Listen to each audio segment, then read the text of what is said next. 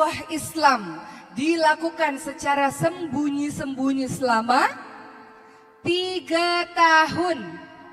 Pada saat itu Islam adalah agama yang baru saja dikenali oleh orang-orang. Jadi tidak bisa langsung tiba-tiba begitu saja meminta orang-orang untuk mengimani Allah dan Rasul-Nya.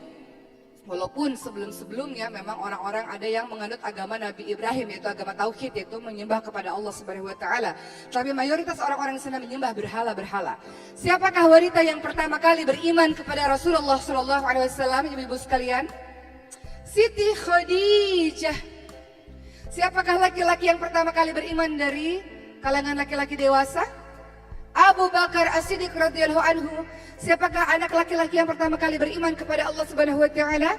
Ali bin Abi Thalib radhiyallahu anhu. Itu beberapa orang-orang yang termasuk dengan golongan orang-orang yang pertama masuk Islam. Setelah 3 tahun dakwah secara sembunyi-sembunyi, teman-teman sekalian, mulailah Rasulullah dakwah secara terang-terangan. Disinilah mulai berbagai macam penyiksaan yang dialami oleh orang-orang Islam. Ingat Bilal bin Rabah? Siapa Bilal bin Rabah? Bilal bin Rabah seorang budak berkulit hitam, ditelanjangi, dibuka seluruh pakaiannya, diseret menuju ke padang pasir, ditelentangkan, dan di dadanya diletakkan batu yang sangat besar dan dipaksa untuk mengatakan Tuhannya adalah Lata, Uzza, dan berhala-berhala. Namun Bilal bin Rabah mengatakan Ahad, Ahad, Ahad, Tuhanku adalah Allah yang Maha Esa. Begitu pula yang lainnya, budak bernama Sumayyah yang dikatakan sebagai syuhada pertama. Sumayyah ketika dipaksa mengatakan Tuhannya adalah berhala, apa yang dilakukan Sumayyah? Tetap mengakui la ilaha illallah, Tuhanku adalah Allah, gak ada Tuhan selain Allah. Kemudian ia ditusuk dari kemaluannya menembus ke lehernya, hanya beriman kepada Allah Subhanahu wa Ta'ala. Kemudian akhirnya harus mendapatkan hal yang demikian. Perjuangan sangat berat teman-teman sekalian. Sampai pada saat itu di tahun 7 kenabian, orang-orang Islam khususnya Bani Hashim dari keluarga Nabi Muhammad SAW diboikot, diisolir, diasingkan, gak boleh ada di kota Mekah.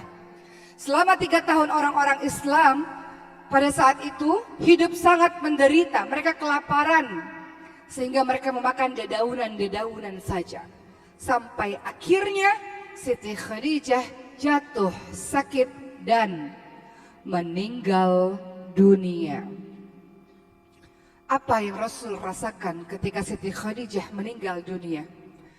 Apa yang ibu, bapak, teman-teman rasakan ketika orang yang kita cintai, yang selama ini selalu berada di samping kita, mendukung kita, menenangkan hati kita, tempat kita berkeluh kesah, meninggal dunia? Apa yang dirasakan? Maka dalam sejarah Islam ini disebut sebagai tahun kesedihan Rasulullah Shallallahu Alaihi Wasallam. Tidak hanya istrinya yang wafat dalam waktu berdekatan, pamannya Abu Thalib yang sudah mengasuh Rasul dari usia 8 tahun, yang sudah dianggap seperti ayahnya, yang membela perjuangan dakwah Rasulullah Shallallahu Alaihi Wasallam juga wafat. Kedua orang tersebut wafat dalam waktu yang berdekatan, maka dikatakan sebagai tahun kesedihan yang dialami oleh Rasulullah Shallallahu Alaihi Wasallam. Teman-teman sekalian, setelah itu Rasul pun melanjutkan dakwah ke negeri Taif. Lagi-lagi di negeri Taif bertambah kesedihan Rasul karena dakwah Rasul tak diterima, dilempari dengan batu, dikatai orang gila, pendusta, penyihir dan sebagainya, sehingga harus bersimbah darah Rasulullah SAW. Dan bagaimana cara Allah menghibur hati Rasulullah pada saat mengalami tahun kesedihan, teman-teman sekalian? Bayangkan di waktu yang berdekatan, orang tua kita meninggal, pasangan hidup kita meninggal, kita ditolak di sebuah tempat tertentu oleh pertemanan kita misalnya.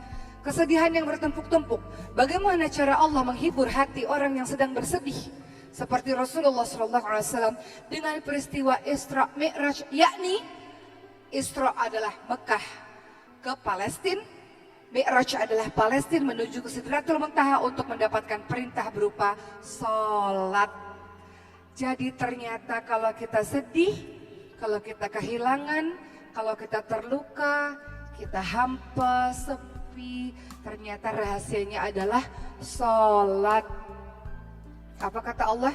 Ya ayyuhalladzina amanu ista'inu bis-sabri was-shalah. Wahai orang-orang beriman, minta pertolongan kepada Allah dengan sabar dan dengan salat. Salat penghibur hati bagi orang-orang yang sedang bersedih, orang-orang yang sedang kehilangan. Lalu Rasulullah Shallallahu Alaihi Wasallam 3 tahun berikutnya, 13 tahun kenabian, akhirnya berhijrah ke Yathrib Madinah. Menikah dengan Saudah, menikah dengan Aisyah radhiyallahu anha, dan kemudian disusul dengan istri-istri yang lainnya.